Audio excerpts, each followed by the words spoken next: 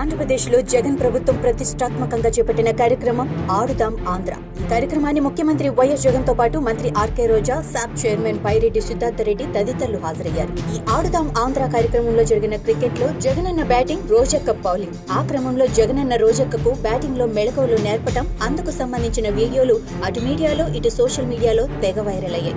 అయితే డిసెంబర్ 26వ తేదీన ఘనంగా ప్రారంభమైన ఈ కార్యక్రమానికి ప్రముఖ క్రికెటర్ అంబటి రాయుడు డుమ్మా కొట్టడంపై పొలిటికల్ సర్కిల్లో విస్మయం వ్యక్తమవుతోంది. ఎందుకు అంటే జగనన్న ప్రభుత్వం ప్రతిష్టాత్మకంగా చేపట్టిన ఈ కార్యక్రమానికి అందరూ తరలి రావాలంటూ ఓ ప్రత్యేక వీడియో చేసి విడుదల చేసిన ఇదే అంబటి రాయుడు ఈ కార్యక్రమానికి హాజరు కాకపోవడం ఏమిటని సదరు సర్కిల్లో పలు సందేహాలు సైతం వ్యక్తమవుతున్నాయి. ఎన్నికలు సమీపిస్తున్నాయి. మళ్లీ ఎన్నికల్లో గెలవాలి. మళ్లీ వరుసగా రెండోసారి అధికారం చేజిక్కించుకోవాలి. అందుకోసం ఫ్యాన్ పార్టీ అధినేత వైఎస్ జగన్ అండ్ కో వ్యూహాత్మకంగా అడుగులు వేస్తోంది. అందుకోసం ముఖ్యంగా యువతను ఆకట్టుకునేందుకు ఆడుకుందాం ఆంధ్ర పేరుతో ఓ కార్యక్రమాన్ని చేపట్టింది.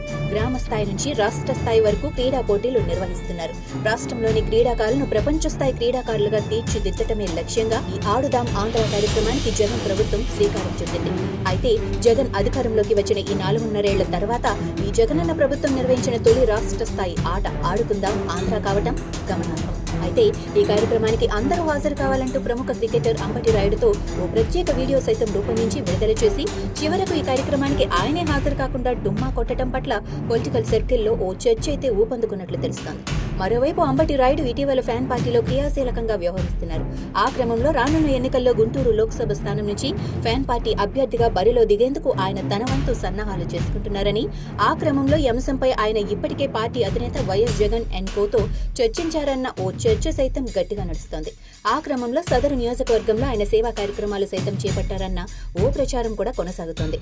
అలాంటి వేళ ఆడుకుందాం ఆంధ్ర కార్యక్రమాన్ని ప్రారంభించేందుకు స్వయంగా పార్టీ అధినేత సీఎం వైఎస్ జగన్ గుంటూరు వస్తున్నారని, కానీ ఈ కార్యక్రమానికి మాత్రం అంబటి రాయుడు హాజరు కాకపోవడం పట్ల స్థానికుల్లో సైతం విస్మయం వ్యక్తం చేస్తున్నట్లు సమాచారం. అయితే ఈ కార్యక్రమానికి సీఎం వైఎస్ జగన్ హాజరవుతున్నారని, ఇదే కార్యక్రమానికి అంబటి రాయుడు సైతం హాజరైతే ఈ కార్యక్రమానికి హాజరైన వారి ఫోకస్ అంతా అంబటి రాయుడు మీదకు వెళ్తుందని, అందుకే ఈ కార్యక్రమానికి రాయుడిని పిలవలేదన్న ఓ ప్రచారం అయితే వాడి వేడిగా కొనసాగుతూ ఉండగా, మరోవైపు ఎన్నికల వ్యూహకర్త ప్రశాంత్ కిషోర్ ప్రత్యేక విమానంలో విజయవాడ రావటం, టీడీపీ అధినేత చంద్రబాబుతో భేటీ కావటం, ఆ వెంటనే అంటే ఆ మరుసటి రోజే సీఎం వైఎస్ జగన్ సొంత సోదరి వైఎస్ షర్మిల టీడీపీ జాతీయ అధ్యక్షుడు నారా చంద్రబాబు నాయుడు ఫ్యామిలీకి క్రిస్మస్ గ్రీటింగ్స్ తో పాటు కేక్ పంపటం, అలాగే 2024లో అంటూ ఆ గిఫ్ట్ పై నూతన సంవత్సర శుభాకాంక్షలు తెలపడంతో ఏపీ రాజకీయాలు ఒక్కసారిగా ఉలిక్కిపడ్డాయి. అదే కాక తెలంగాణ అసెంబ్లీ ఎన్నికల్లో ఓటరు స్పష్టమైన తీర్పు ఇవ్వడంతో ఇదే తరహా తీర్పు ఆంధ్రాలో సైతం వెలువడే అవకాశాలున్నాయని, అలాంటి వేళ జగన్ పార్టీకి సాధ్యమైన దూరంగా ఉంటే మంచిదన్న ఓ విధమైన అభిప్రాయంతో అంబటి రాయుడు ఉండి ఉంటారని,